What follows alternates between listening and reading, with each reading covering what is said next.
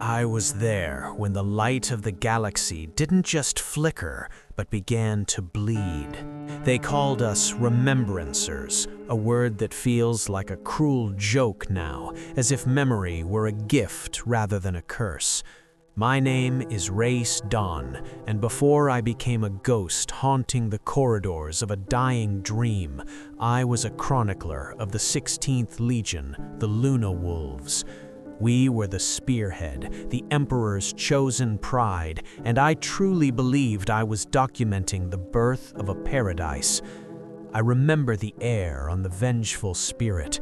It smelled of ozone, recycled oxygen, and the cold metallic scent of absolute certainty.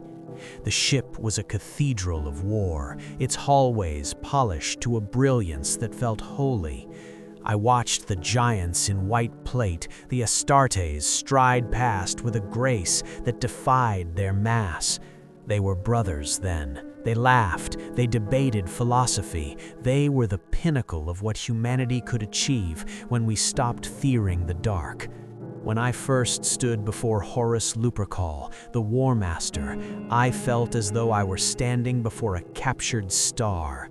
He didn't just occupy space, he commanded the very molecules around him.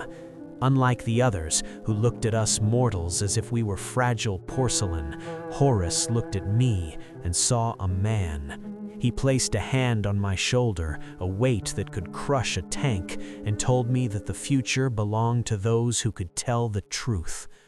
"Record it all, Race," he had said, his voice a rich baritone that felt like a promise.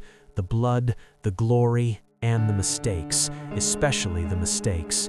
Without them, we are just statues, and statues cannot lead an empire." But the truth is a shifting thing. The first shadow didn't fall on a battlefield, it fell in a quiet room on the moon of Davin.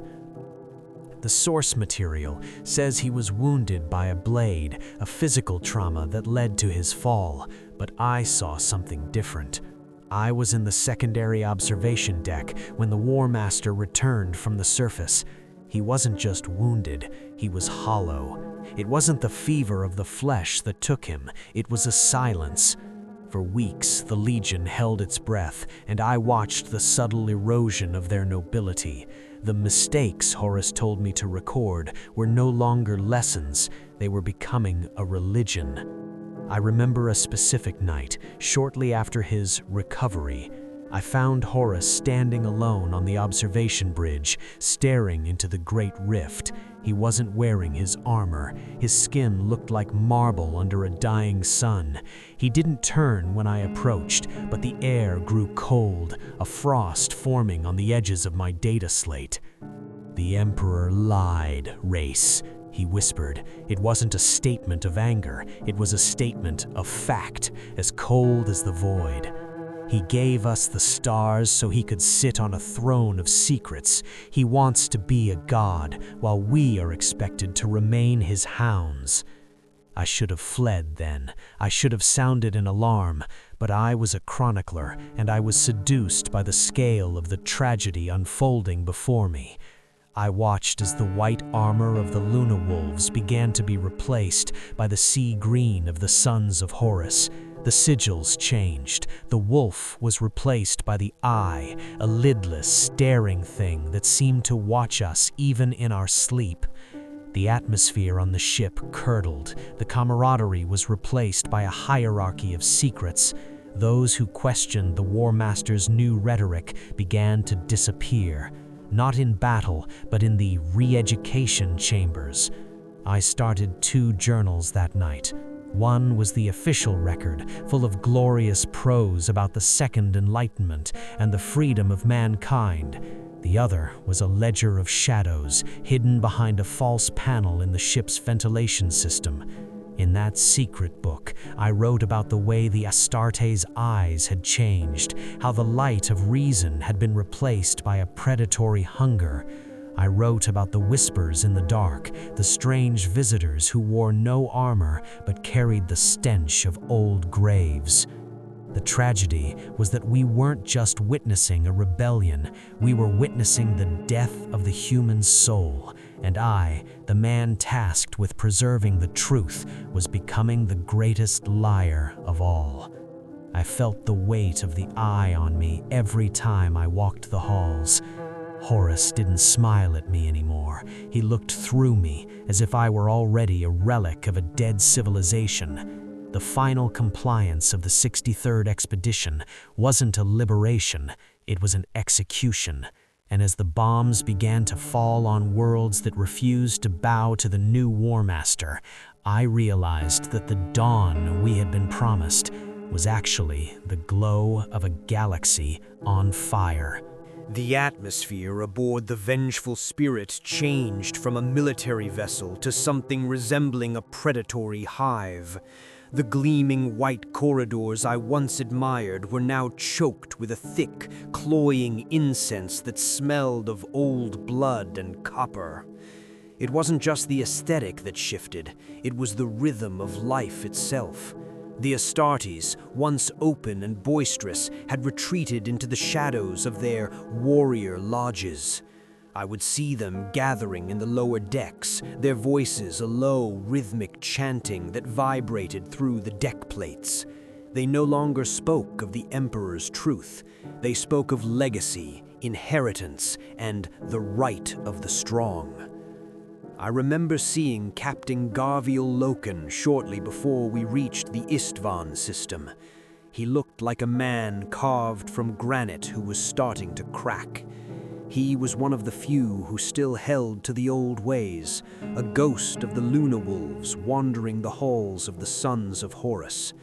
I tried to speak to him, to show him my secret notes, but he looked at me with eyes so full of grief that I couldn't find the words.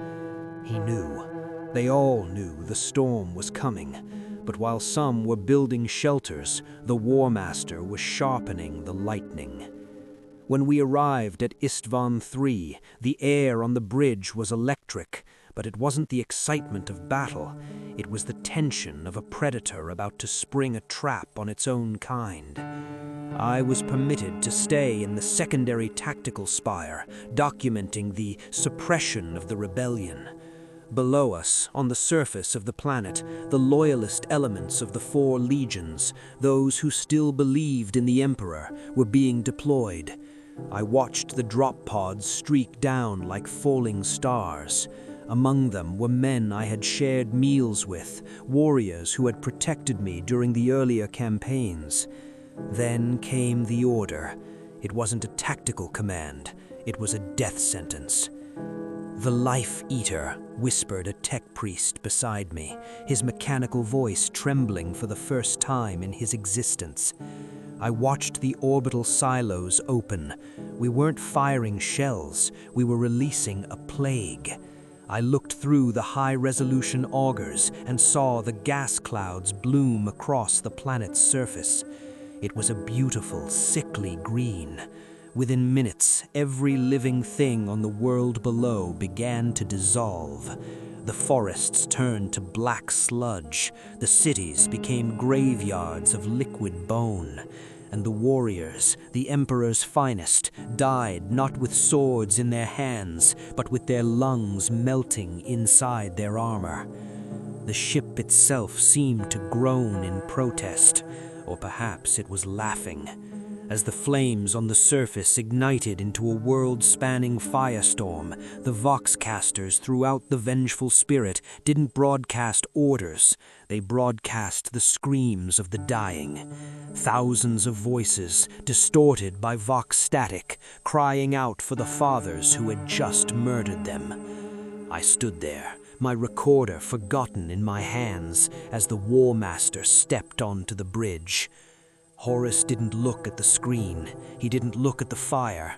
He looked at his own hands, opening and closing them as if feeling a new kind of strength. He turned toward the command staff, and for a second his eyes met mine. There was no warmth left, no charisma, only an infinite, howling void. "Write it down, Remembrancer," he said, his voice a jagged edge. "Record how the old world dies to make room for the new. Record the silence." I didn't write. I couldn't. I went to my quarters and vomited until there was nothing left but bile. The betrayal wasn't just a military maneuver, it was a fundamental rewiring of reality. We had stepped across a line that could never be uncrossed. But the horror didn't end with the firestorm. When the flames cleared, we saw that some had survived. Angron, the Red Angel, didn't wait for orders. He descended to the surface to finish the slaughter personally, brother against brother, in the ruins of a dead world. I spent those days hidden in the maintenance shafts, my secret journal becoming a frantic scribbling of names, the names of the betrayed. I realized then that my mission had changed. I wasn't a chronicler of glory anymore. I was a witness to a cosmic crime. I began to see things in the shadows of the ship, entities that shouldn't exist, whispers that didn't come from human throats. The vengeful spirit was no longer a ship, it was a womb for something monstrous. And as we turned our prows towards the Istvan 5 system, I realized that Istvan 3 was just the dress rehearsal. The true mask was about to fall, and the face beneath it would be one that even the stars would fear to look upon. The void of Istvan 5 was not empty. It was a graveyard waiting for its inhabitants. As the fleet of the War Master gathered, I stood at the observation port of the vengeful spirit, watching the arrival of our brothers. It was a gathering of ghosts and executioners. The Iron Warriors arrived with a cold, industrial finality. The word-bearers brought an air of fanatical, suffocating dread. And the Night Lords, their ships seemed to swallow the very light around them. We were told this was a peacekeeping force, sent to bring the rebel Horus to justice. The galaxy still believed in the lie of a civil war between a few wayward sons and their father. I knew better. I had seen the black ink of my own journals, and I knew the ink was actually blood.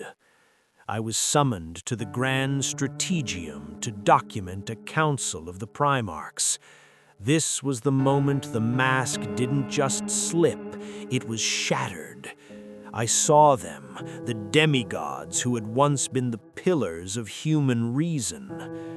Angron was there, a pulsing mountain of scarred meat and clicking machinery, the butcher's nails in his skull singing a song of constant slaughter.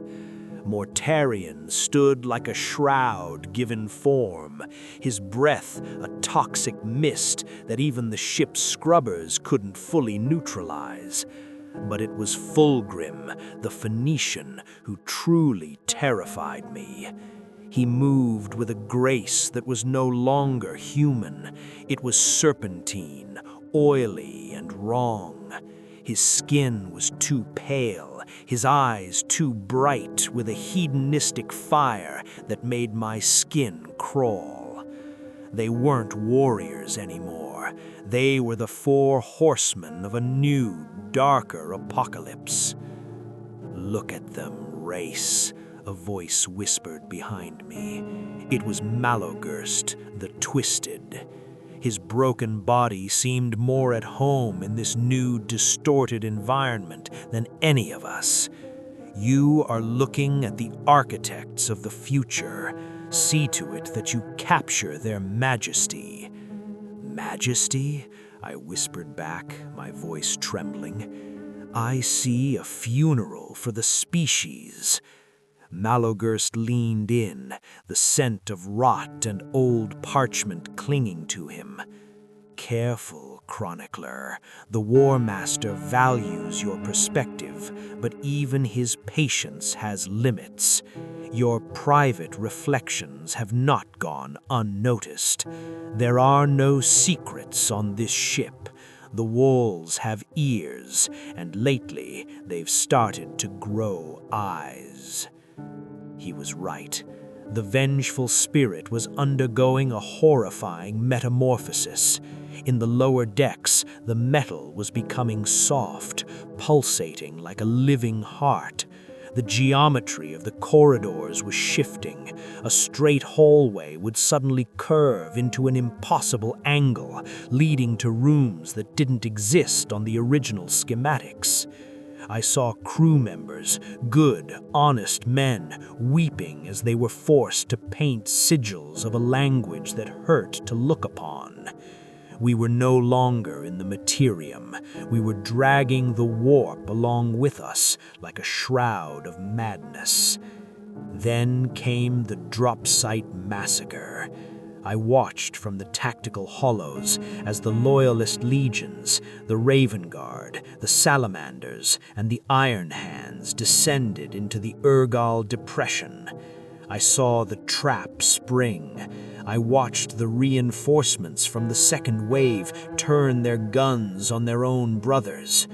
It wasn't a battle, it was a butcher's shop. The sensor feeds were a chaotic mess of screaming icons and flatlining vitals.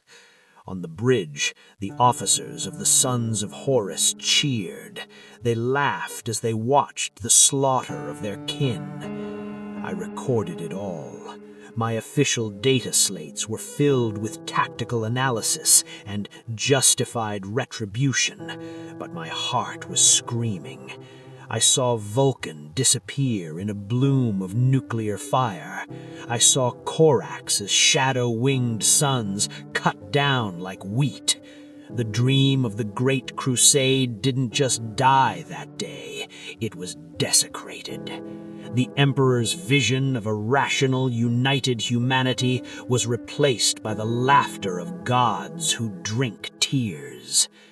That night, after the celebrations on the ship had turned into debauched rituals I dare not describe, I sat in the darkness of my cabin. I looked at my hands and realized I was shaking, not from fear, but from a realization. I was the only one left who remembered who these monsters used to be. I was the keeper of their humanity, and they were trying to kill it. Suddenly, the lights in my cabin flickered and died. A shadow moved in the corner, a shadow that didn't belong to any furniture. It was tall, thin, and stretched towards me like a claw. The truth is a heavy burden, Race Dawn. Would you like us to take it from you?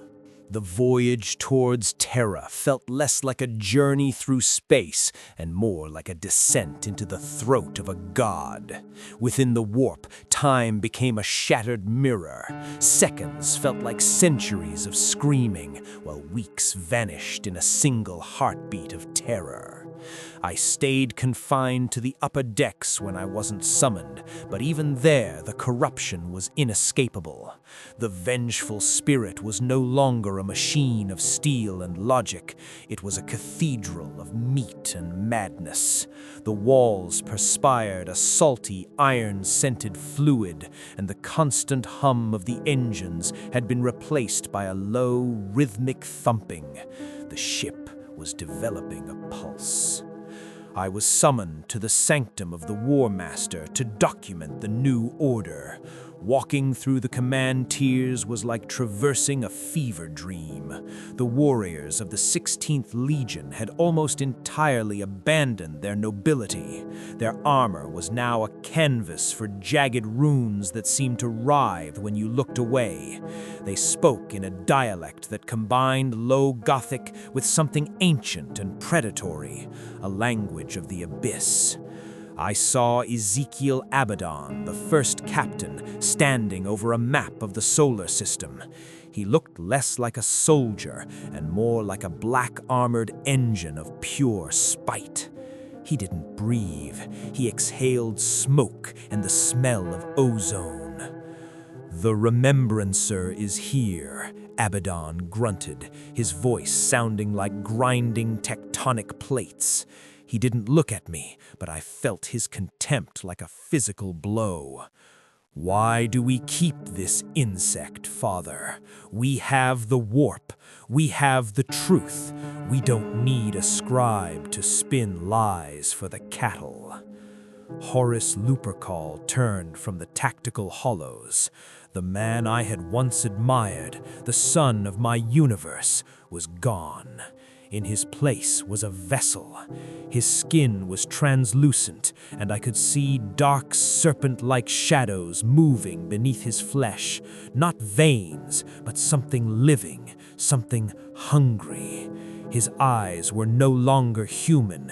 They were two burning eclipses of golden fire and infinite shadow.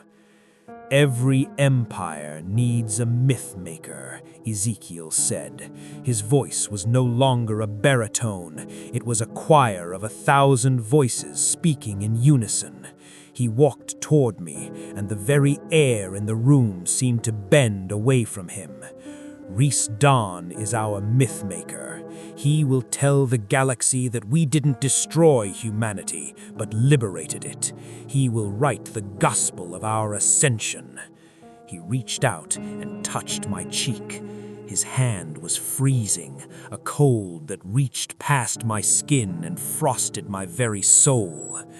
"You are writing it, aren't you, Rhys? The story of my glory." I am recording everything, Lord Warmaster," I stammered, my heart hammering against my ribs. "Good," he whispered, leaning closer. The smell of him was overwhelming. Incense, old blood, and a sweetness that made me want to scream. Because if the story isn't right, if the ink is tainted with doubt, I will have to find a new way to use your skin. I was dismissed, stumbling back into the corridors with my mind on the verge of collapse. I knew I was running out of time. They knew I was a liar. They were playing with me like a cat with a wounded bird. That night, I sought out Merrick Callisto, a senior tech adept I had befriended in the early days of the Crusade. He was hiding in the sub-logic engines, his body half consumed by mechanical augmentations he had performed on himself just to keep his mind from being rewritten by the ship's growing sentience. "The journals, Rhys," he hissed, his mechanical eye whirring. "If we are going to do this, it must be now. We are nearing the Sol system. The warp is thinning. I can punch a packet through the navigational telemetry, but only once. It will be traced." "Send it to Terra," I said, handing him the compressed data slates containing the truth, the real truth, the slaughter of the Loyalists, the ritual murders, the transformation of the Primarchs, and the rot at the heart of the War Master. Callisto began the transmission, his fingers dancing over keys that were starting to grow fine hair like cilia. "It's going, Rhys. The truth is leaving this hell ship. But you realize what this means. They will know. They will feel the void left by the data." "I don't care," I whispered. "At least I won't die a liar."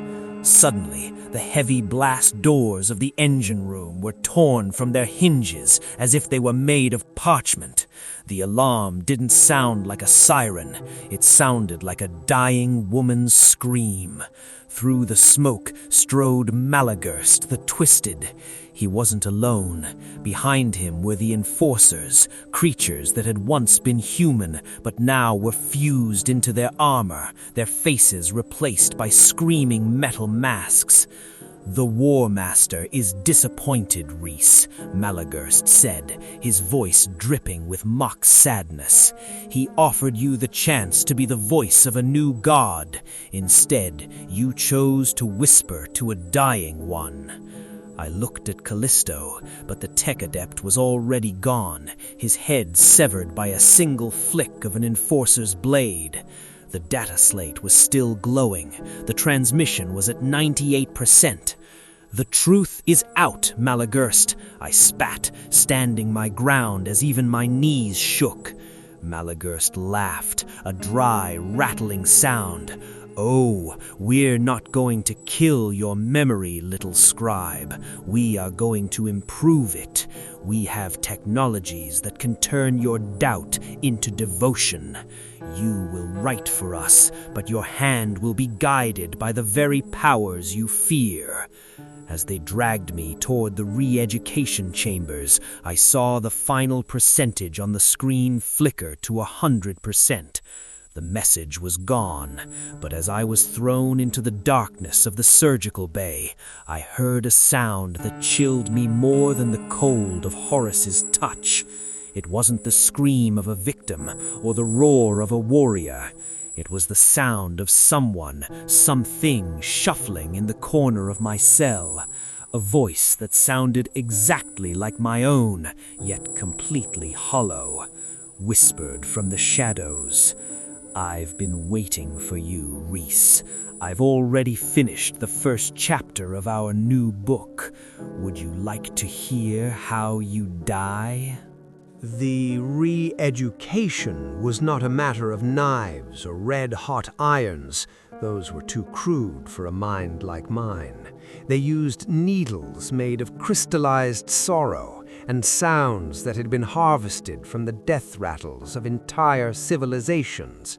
For what felt like an eternity, I was strapped into a throne of cold, pulsating brass, while the shadow version of myself, the voice, whispered the correct history into my ears.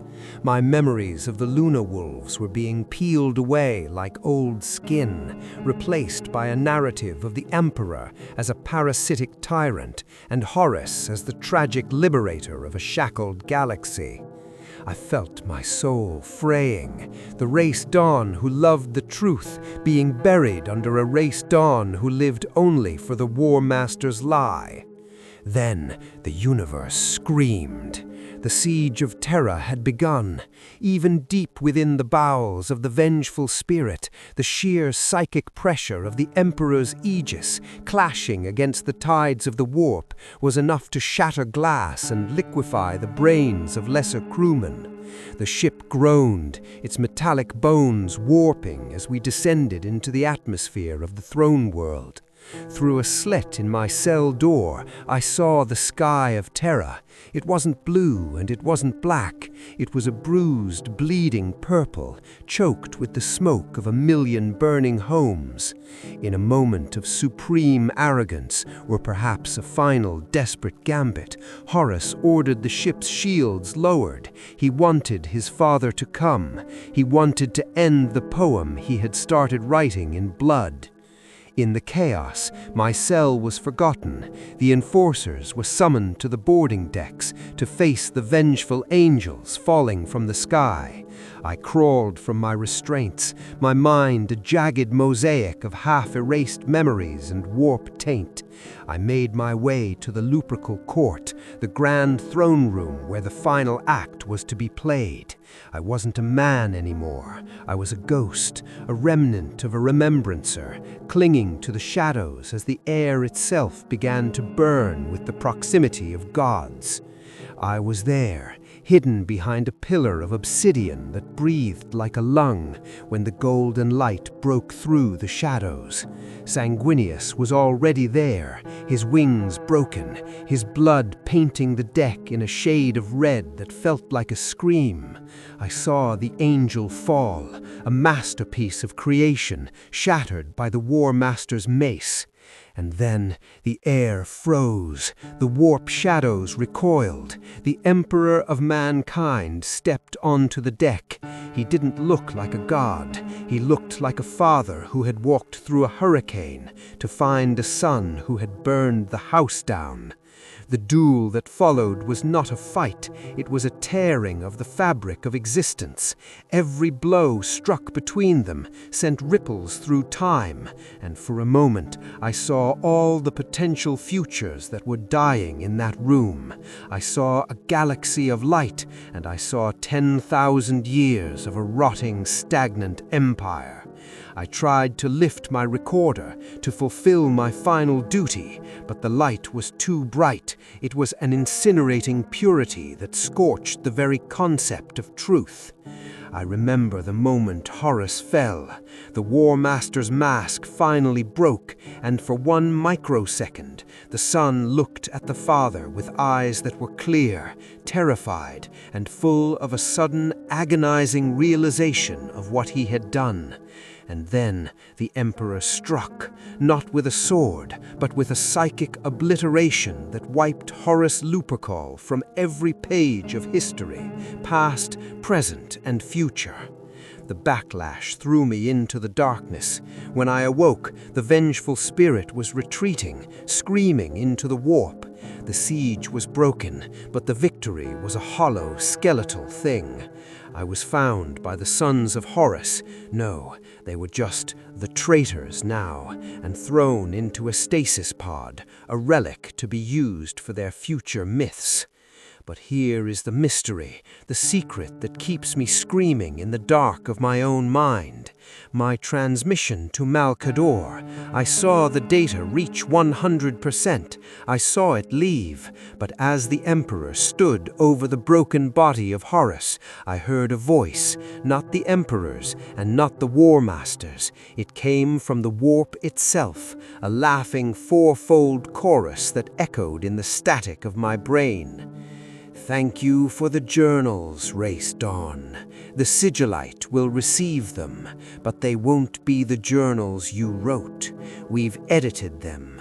We've added our own flavor. 10,000 years from now, when humanity reads your truth, they won't see a tragedy. They will see a roadmap to their own damnation. I am Race Dawn, and I am the man who wrote the lie that became the universe. I am still here, somewhere in the Eye of Terror, waiting for someone to find my last true words. But as I look at the ink on my skin, I realize it's starting to move. The eye is still open, and it's looking right at you.